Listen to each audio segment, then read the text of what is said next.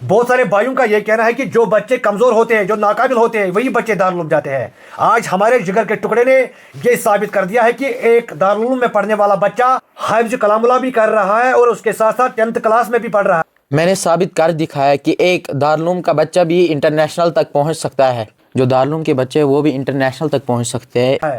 یہ میڈل جو ہے یہ میں نے پرسوں جموں میں جو نیشنل تھا اس میں حاصل کیا ہے، اور اس کی بدولت میں رومانیہ جا سکتا ہوں انٹرنیشنل کے لیے۔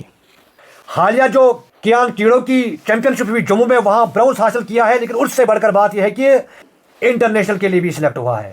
یہ ان بھائیوں کے لیے ایک تھپڑ ہے جو کہتے ہیں کہ دارالعلوم میں وہی بچے جاتے ہیں جو کمزور ہوتے ہیں، جو ناقابل ہوتے ہیں، لیکن آج ہمارے جگر نے یہ ثابت کیا ہے کہ ایک دارالعلوم کا بچہ، ایک حفظ کلام اللہ کرنے والا بچہ، وہ بھی انٹرنیشنل کے لیے سلیکٹ ہوا ہے۔ منزل سے آگے بڑھ کر منزل تلاش کر، مل جائے تجھ کو دریا تو سمندر تلاش کر۔ جی ناظرین السلام علیکم، میں آپ کا میزبان راج بٹ۔ آج میں ڈسٹرکٹ پلوامہ کے ایک مشہور علاقے میں پہنچا ہوں جس کا نام اونتی پورہ ہے۔ یہاں مبارک کی بات ہے، یہاں خوشی کی بات ہے۔ آپ ہمارے ساتھ جس بھائی کو دیکھ رہے ہو، میرے دل کے ٹکڑے کو دیکھ رہے ہو، ان کا نام احمد زیان ہے۔ انہوں نے ایسا کارنامہ کیا ہے جو بہت کم بچے کرتے ہیں۔ انہوں نے ڈسٹرکٹ پلوامہ کے ساتھ ساتھ اونتی پورہ اور اپنے ماں باپ کا سر فخر سے اونچا کر دیا۔ انہوں نے جموں کشمیر کا نام روشن کیا ہے۔ حالیہ جو جموں میں ایک کیان کیڑو کی ایک چیمپئن شپ ہوئی، اس میں انہوں نے برونز حاصل کیا ہے۔ اس سے بڑھ کر بات یہ ہے کہ یہ کیان کیڑو میں انٹرنیشنل کے لیے سلیکٹ ہوئے ہیں، یہ مبارک کی بات ہے۔ باقی یہ جو ایک کامیابی ان کی رہی ہے، احمد زیان سے جاننے کی کوشش کریں گے۔ السلام علیکم ورحمۃ اللہ وبرکاتہ۔ میرا نام احمد زیان ہے، میں ڈسٹرکٹ پلوامہ کے اونتی پورہ علاقے سے بلانگ کرتا ہوں۔ میں بہت ہی خوش ہوں، حال ہی میں جو جموں میں کیان کیڑو کا نیشنل ہوا اس میں نے برونز میڈل حاصل کیا۔ یہ ایک نیشنل ہی نہیں بلکہ ایک انٹرنیشنل ٹرائل بھی تھی جس کے لیے میں سلیکٹ ہوا ہوں، جو کہ انشاءاللہ مئی میں رومانیہ میں ہونے جا رہا ہے، اور میں اللہ کا بہت ہی شکر گزار ہوں جس نے مجھے اس پلیٹ فارم تک پہنچایا۔ اچھا احمد، مجھے یہ بتاؤ کہ ایک طرف آپ حفظ کلام اللہ بھی کر رہے ہو، دوسری سائڈ اگر دیکھا جائے 10th کلاس میں آپ پڑھ بھی رہے ہو، کیسے مینیج کرتے ہو؟ اس کے لیے ایک سپریٹ ٹائم ٹیبل بناتا ہوں سیکشن وائز۔ ونٹر میں الگ ٹائم ٹیبل ہوتا ہے میرا، سمر میں الگ ہوتا ہے، اور جب ہمیں اسکول میں چھٹیاں ہوتی ہے اس ٹائم الگ ٹائم ٹیبل ہوتا ہے۔ میں نے فکس ٹائم رکھا ہے اکیڈمی کے لیے، مارشل آرٹ کے لیے، اسکول کے لیے، اسکول تو پتہ ہی ہے 10:30 سے 3:30 تک۔ اس کے بعد میں نے فکس ٹائم رکھا ہے قرآن یاد کرنے کے لیے۔ قرآن کی باری آتی ہے تو قرآن کتنی بجے یاد کرتے ہو؟ قرآن مغرب کے بعد عشاء تک میں یاد کرتا ہوں، اور اگر یاد ہوتا ہے تو میں شام کو ہی سناتا ہوں، اگر نہیں تو پھر فجر نماز کے بعد میں سناتا ہوں، اور اس کے بعد فجر نماز کے بعد میں پارہ یاد کرتا ہوں برابر 8:30 تک۔ کچھ لوگ ایسا بولتے ہیں کہ جو پڑھنے میں ناقابل ہوتے ہیں وہی بچے دارالعلوم جاتے ہیں، آپ کا کیا کہنا ہے؟ جی یہ بالکل غلط ہے، کیونکہ میں ایک اسکول میں بھی 10th اسٹینڈرڈ میں پڑھتا ہوں، یہاں سے حفظ بھی کر رہا ہوں دارالعلوم میں، اور مارشل آرٹ بھی سیکھ رہا ہوں، الوہا بھی جاتا ہوں۔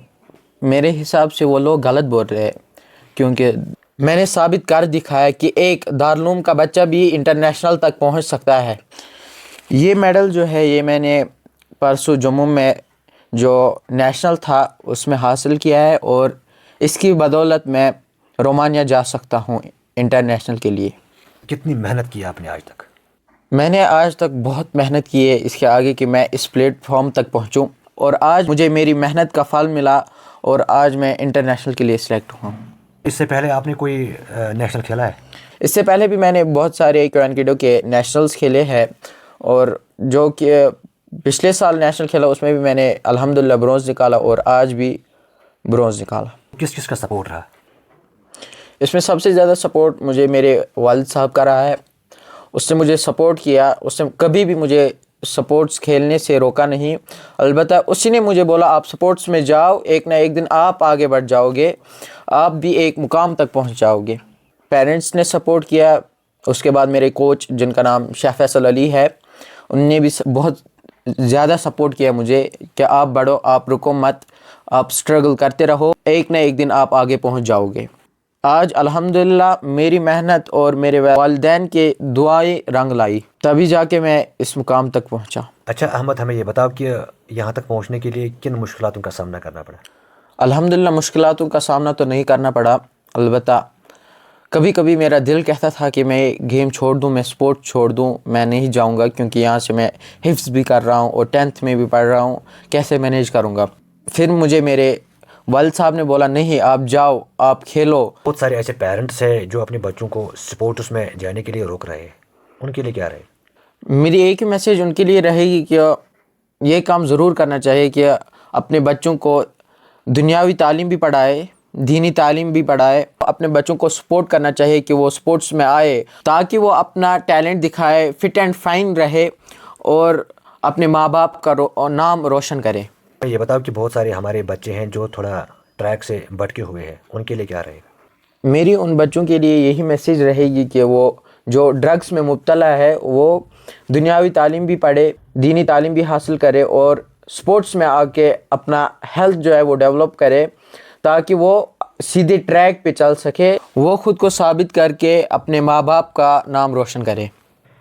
آج انہوں نے ثابت کیا کہ ایک دارالعلوم کا بچہ جو حافظ کرتا ہے اور دنیائی تعلیم بھی حاصل کرتا ہے وہ بھی آگے بڑھ سکتا ہے۔ میری تمام بھائیوں سے گزارش ہے کہ اپنے بچوں کو دینی تعلیم کے ساتھ ساتھ دنیائی تعلیم بھی دیجیے اور اس کے ساتھ ساتھ ان کو سپورٹس میں بھی انوالو کیجیے تاکہ آپ کا بچہ آل راؤنڈر بن جائے۔ آنے والے دنوں میں انشاءاللہ وہ اپنا نام بھی روشن کریں گے اور اپنے ماں باپ کا نام بھی روشن کریں گے۔ باقی اس بھائی کے لیے ضرور دعائیں کیجیے، اس کے والدین کے لیے دعائیں ضرور کیجیے، کیونکہ انہوں نے جو کارنامہ کیا ہے کہنا تو آسان ہے لیکن کرنا بہت مشکل ہے۔ تو ہماری بھی ان کے لیے دعا ہے کہ اللہ پاک ان کو خوش رکھے، آباد رکھے اور ساتھ ساتھ ان کے والدین کو بھی اللہ پاک خوش رکھے۔ باقی ملتے ہیں اگلی باری اگلے مہمان کے ساتھ، دیکھتے رہے دی رائٹ کشمیر۔ السلام علیکم ورحمۃ اللہ وبرکاتہ۔